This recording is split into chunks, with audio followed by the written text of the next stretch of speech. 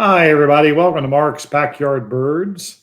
A family focus tonight, well, kind of a family focus, but a group of birds known as towhees. Towhee for some, towhees for others. It depends on how you want to pronounce it.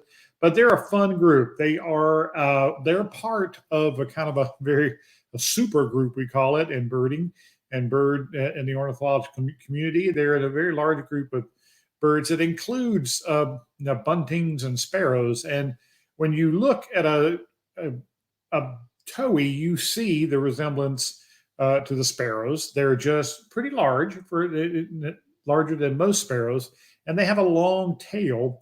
But their lives, they act and live in places that you would expect to find sparrows, and they are low ground, shrubby, kind of tangly areas. They love that. And I'm going to share with you six different birds tonight. Three that are a little more colorful, and then the other three, which I kind of lump together as the brown towhees. So let's get right into it. The first one and the most common one for most of you who live in the eastern two-thirds of the United States, this is certainly the one that we get to see on a fairly regular basis. And over the last few years, we used to say in our area, in Kansas City here, that they were only here during the nesting season and they were gone in the winter months. Now they are becoming far more frequent visitors to bird feeder stations and especially on the ground and underneath bird feeder stations than we we had in the past. So this is the Eastern Towhee. Formerly, and if you're a longtime birder, you remember back in the day when this bird was called the rufous-sided towhee.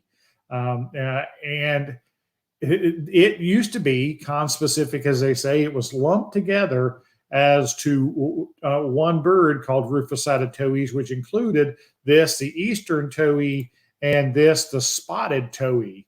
But they have since been split several years ago now into two different species. So the Eastern Towhee, very striking bird with the black hood and the black back and the rufous sides, as the old name used to call it, and the white outer tail feathers, which are kind of famous that they field mark when they fly and stuff. You see those a lot, and it jumps out of them. And they have a stark white belly. One of the things about the rufous-sided towhee or Eastern Towhee is its song. It's very famous for its song, and I'm going to play it for you. Famous for saying, "Drink your tea." Listen to this. Okay, come on, be nice.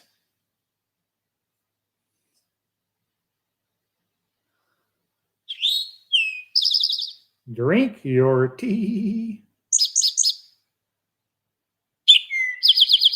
Drink your tea. So very much known for its song. And I originally from North Carolina, and that's where I started my bird watching. And to me, they're far more common out in that part of the world than we tend to find them out here in the Kansas City region. And they are spread throughout, like I said, the whole eastern two-thirds of the country up, into the southern parts of Canada. And one of the things that is unique about it, and I don't have a picture of it, I wish I would, but you guys down in Florida and maybe into Georgia and areas down there, while most towhees have this red iris here, you guys down in the south get to see them with a white iris. And this is a whole different species, but it is not. It's just a trait for that area, the genetic part. And this is a female Eastern Towhee. She is brown on the back everywhere that the male is black. So wherever he is black, she is a softer brown color. And of course, that, like most sexual dimorphic birds, is the need for them to be camouflage. And she has to sit on the nest and has to protect the eggs more. So the female towhees are brown. That's true of the next bird too, which is the spotted towhee, who looks very much like the eastern towhee, except yes, as the name would tell you, that has a lot more spots on its back. And this picture, you can actually see the red iris better in this photograph because the light's better. And they're known. A friend of mine's wife said they couldn't be cute because they have a satanic red eye, which it's not a rule I ever lived by, but she believed that it was a way to describe it. So, but we get spotted towhees here in the Midwest and in the Kansas City area in winter, actually fairly frequently. Now the spotted towhees are more western and mountainous. The western, I'd say third of the country up in the mountains, especially. And in the winter, they move out into the plains as weather gets so harsh. And they are ground feeders. So when if you feed primarily on the ground on seeds and insects, then when the ground gets covered in snow, like it does in the higher elevations up in the mountains, then you tend to have to move out where there's less snow cover. And it used to be here in the Kansas City region, if we saw a towhee in winter, it was almost always a spotted. But like I mentioned earlier, the eastern towhees don't seem to be going as far south as they used to. Now, northern towhees, you guys up in the northern tier of the United States and southern Canada, you lose your towhees in the winter months, and they go to the southern U.S. and some of them, of course, go further down in toward the tropics. But we see them in the winter months from pretty much here south. It seems like, of course, the southern states are getting more of them than we do up here in this area, and of course, you guys to the north. So the spotted towhee and the eastern towhee, formerly both together called the rufous-sided towhee. Now, you guys out in the west also get another one. Oh, I'm going to show you this picture first. This is proof positive that they do come to feeders. This is a spotted towhee with his back to us on a friend of mine's feeder in the winter. It's snowing there, and it sat there feeding with some cardinals and some goldfinches. And this was, of course, a spotted towhee here in the Midwest in winter. So, yeah, they definitely do can winter here. Now, you guys out west get to see this bird. This is a green-tailed towhee, and we've had them here in Missouri. Jim, if you're watching, I know a friend of mine had one many years ago. It caused quite a fuss here in the Kansas City region in winter.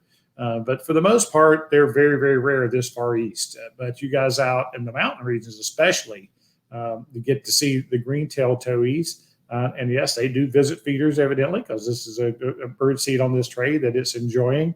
And they do like grains. They are, like I said, they're members of the sparrow family. So sparrow group. So they do like, and they will be attracted to the same seeds that you use to attract your sparrows. So millet, and I'm sure they'll eat sunflower seeds and maybe some of the cracked corn. It may be in a cheaper mix because they do like grains. So, and they're famous. Not only this toad, but all towhees are famous for their scratching. They use both legs and scratch and kick into the dirt. They'll actually earn their grubs that way a little bit, but mainly they're scratching the leaf litter and debris out of the way to find exposed seeds. So the green-tailed towhee with a sharp-looking rufous cap is something you guys out west get to see. And then the last three I'm going to talk about, like I said, I call the brown towhees. They're not as exciting as far as the colors go because they are primarily grays and browns. This is a canyon towhee. And this bird, again, we're talking about the split with the spotted and the eastern. The canyon towhee used to be joined with the California towhee, which is this one. And they do look a lot alike. There are differences, but the canyon towhee is more and definitely a desert bird, and it is Arizona, New Mexico, western Texas, and up in those regions like that. So, and they do visit feeders. I remember the first one I ever saw was in Arizona many years ago, and it was sitting up on a satellite dish singing. So but it was in the desert, very much in the desert. So, and then the California towhee that looks a lot alike is very coastal. Not as much, not a desert bird like the canyon towhee. It is in coastal regions all up California, down into Baja California, and those parts of the world. So the California towhee, you guys out on the very west coast get to see him, and then the canyon towhee all through the desert regions of the Southwest. And the last one I'm going to show you is called the Abert's towhee. This one is much more confined to the Arizona, New Mexico area, another desert shrub-loving bird. Every time I'm out there, this is a bird we look for because it's a real prize bird for that part of the world. And always find it usually along riverine areas where they're scratching under the undergrowth there, maybe dry riverbeds and things like that. So the Abert's towhee, the most limited in the range, you can see that black face on him, very brown bird. So my brown towhees are the Aberts, the California, and the Canyon. You see the rufous under the tail. That's a very characteristic of the brown towhees. And then the others, the more colorful ones, is the Eastern Towhee, the spotted towhee, and the green-tail towhee. So there you have it, the towhee family.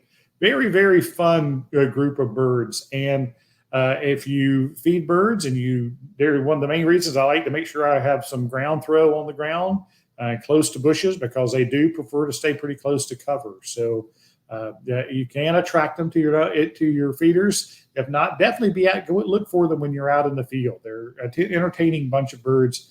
And like I said, when you hear them singing in the spring, it kind of makes me smile, especially the Eastern Towhee here. It's always reminding me to drink my tea, as they say. So, well, that is the towhees, a fun group of birds. Hope you learned something.